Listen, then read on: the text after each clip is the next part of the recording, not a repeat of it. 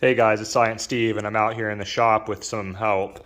And I wanted to show you, in case you didn't have a CNC machine, right? Like, I'm finishing setting up this CNC machine here. This is my Langmuir Crossfire XR, and I'm gonna have my prime weld hooked up to it. So I'm trying to clean up the shop so I can finish this and then my mill.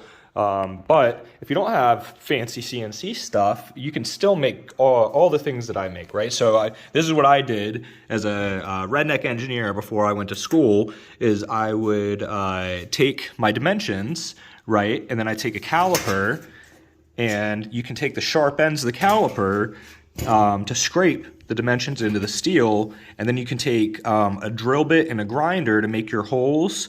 So you can take the drill bit and make the holes, and take the grinder and cut out your bracket on the edges, and then you can just grind it all out. So what I'm gonna do is do that, and then I'm gonna be back in just a second to show you how it looks. Okay, so I went ahead and I cut out the bracket, and it's still rough and everything. You can see I haven't even cleaned it up. I just used a Harbor Freight grinder, so nothing fancy.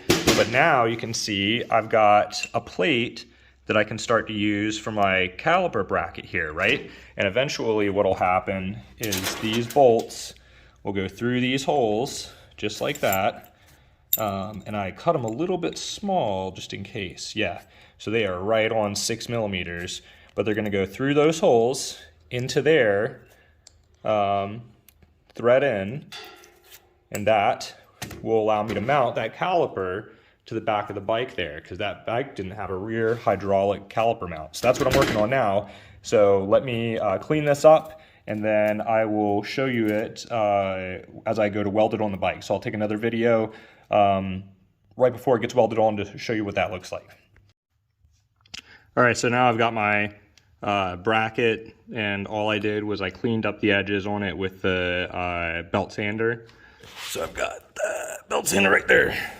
So I cleaned up the edges with the belt sander, and now I can do it like this. And what I did is I have some adjustment there, right? So I put the adjustment all the way to the one side, so that now when I put the caliper on here into position and I press it up against the rotor, I know that I've got the play in the opposite direction. So I just need to make it flush with the rotor and then tack weld it on there. So I'm gonna tack it on there, and then I'll show you what that looks like. All right, I went ahead and welded it up there, and it is dead spot square, because now when I spin that wheel, you can't even hear the brake pad really in there at all. I mean, maybe the slightest bit, but it's nice and square, so I can adjust that out.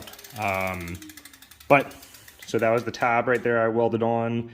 I cut that out with the grinder, cleaned it up on the belt sander, and then I went ahead and cleaned this up with a die grinder. That's a 3M roll lock. And then after all the steel was cleaned up, I came back with a TIG welder and TIG welded the bracket in there. So that's what I did. This bike just didn't have a disc brake. So now got a nice big disc brake on there, so it'll help us stop. Hope you enjoyed it.